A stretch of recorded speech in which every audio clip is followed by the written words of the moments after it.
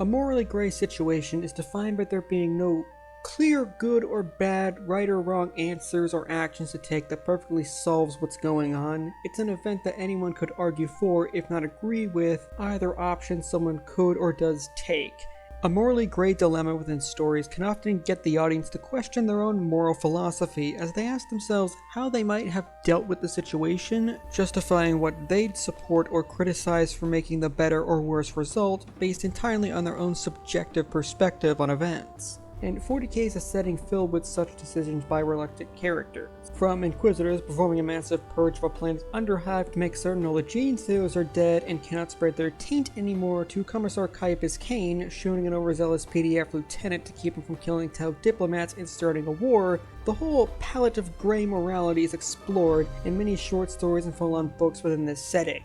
The Months of Shame, as portrayed in The Emperor's Gift, is not one of those morally gray situations. The Months of Shame is an event within 40k that saw the Space Wolves, a first founding chapter of Space Marines, getting into a conflict with the Inquisition over their attempt to genocide the civilian population of Armageddon after a massive conflict with demons and even a demon Primarch, Angron. Doing so out of concern for the fact that the taint of chaos can take root in anyone, and to let a few thousand potentially corrupted leave could potentially cause millions to die from not taking such a hard hand in dealing with the threat of chaos. However, the Space Wolves weren't exactly cool with the fact that the people they fought and bled to protect were now being sterilized and forced into work camps to die, and whisked away as many as they could and use their large fleet in orbit to cover their evacuation, using their ships like large shields as the inquisitorial fleets tried to fire on them, just getting the civilian ships out of there, then bugging out themselves. This wasn't the end of it though, as the Inquisition then went on an exterminatus frenzy, destroying any world the evacuation ships landed at out of concern that they could be tainted now, even going so far as to destroy a planet where one of the ships stopped to refuel, not even offloading people there. Eventually, the containment was seen as a failure and the Inquisition shifted its focus to punishing the Space Wolves for their defiance, attacking their ships left, right, and center, even going as far as to lower their primary battle barge and chapter master Logan into a fake parlay where they nearly destroyed him, later assembling a massive fleet to threaten their homeworld of Fenris itself and demanding they either surrender or face annihilation. Logan chose option C, which was to board the Inquisition's flagship, butcher a bunch of Grey Knights, and behead the leading Lord Inquisitor, ending the conflict. The whole event is seen as this loyalist versus loyalist, both sides refusing to back down from their stance, convinced that what they're doing is the right call and the others are either fools or maniacs. A very morally gray situation where either side had a point to make and can be argued made the right call in a terribly hard but necessary way. Except that is completely wrong. After reading through the Months of Shame, I realized that the Inquisition is unequivocally in the wrong in this whole situation. One thing that people often mistake about the Months of Shame is calling it a conflict between the Space Wolves and the Inquisition.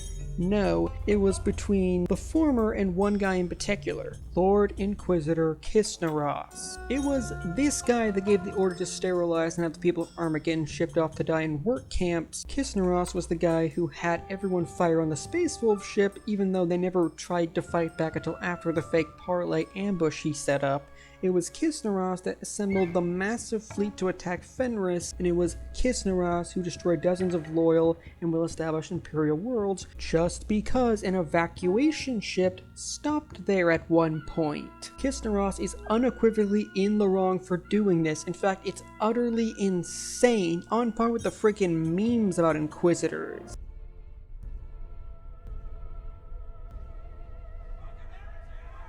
It's not that blowing up the planets made no sense IRL, it's that it makes no sense within the confines of the lore itself. Oh, a ship docked there to refuel, then left? Even if there were chaos-tainted people aboard that ship, and even if a handful of them went planet-side to start a cult, that does not constitute an exterminatus.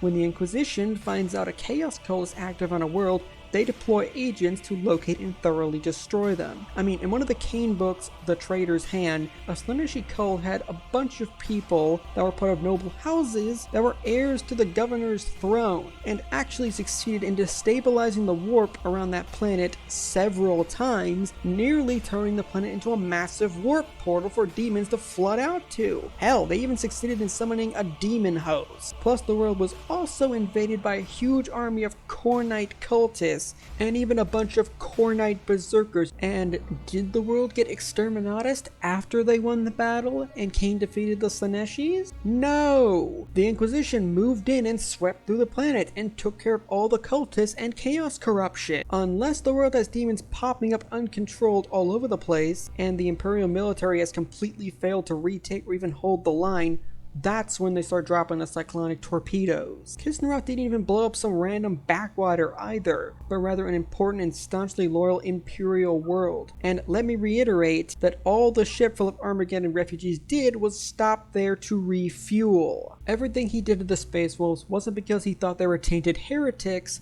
but more because Kislev really wanted to bring these leashless dogs to heel and humble them, to have them get on their knees and beg him to forgive their heinous crimes of not following his orders. Every action he takes against the Marines, who never even fired a shot against them, mind you, is full of this air of smug vindictiveness, like a parent punishing their child by smashing their console up, thinking, "That'll teach him to talk back to me." There is so much arrogance and pride in the way he speaks to their chapter master Logan, a Marine who's without a doubt done more to safeguard the Imperium than Kislev has in his entire career, saying that he'll graciously spare them from destruction and allow them to prove their loyalty once more by taking a penitence crusade of sufficient length. The Grey Knights present and the rest of the inquisitorial forces following him are not doing so because they actually agree with the man, but because he's their superior and therefore they have to follow him. In fact, basically none of them agree with him the moment the whole thing with the Space Wolves started. Even before that, before the Space Wolves really started to get involved, lower-ranking Inquisitors and even Grey Knights saw the genocide of the Armageddon populace as a horrific betrayal of their core values, even going so far as to accuse each other of failing in their duties to protect humanity by standing by and letting Kislev go through with it unopposed. When the Inquisitorial Conclave greenlit the Purge, it wasn't a unanimous decision either, with even the ones agreeing to it having doubts, as while purges have been done like this before, Armageddon was on a far larger scale, and really the only person who didn't seem to have serious reservations about the whole thing was Kislev. Heck, the main reason why Joros, the Supreme Grand Master of the Grey Knights at the time, supported Kislev was because he figured the mess the man started was the perfect chance for him to settle a score he had against the Space Wolves. A lot of Inquisitors were planning on assassinating Kislev almost the moment this whole thing started, which only grew in size when things with the Space Wolves began escalating. When over 50 Inquisitors and some Grey Knights start talking about assassinating you because they believe your methods are too extreme and out of order, that's because they are too extreme and you are in the wrong. And I think the fact that this whole event ended solely with Kislev's death, plus the name of the event was given by the Grey Knights themselves, the more it looks like Kislev was doing what he did, less because he believed it was necessary to prevent the spread of chaos, and more because there was someone in the galaxy with the gall to question the judgment of him, a Lord Inquisitor, of His Majesty's most holy Inquisition, who is the law of the Imperium. Because no one really backed Kislev against the Space Wolves, a chapter of Space Marine whose relationship with the Inquisition even before the Months of Shame was tenuous at best. Sure, you might be able to make an argument that it all started morally gray, attempting to combat the immensely insidious nature of chaos, but it swiftly became this black and white Space Wolves good, Kislev an asshole.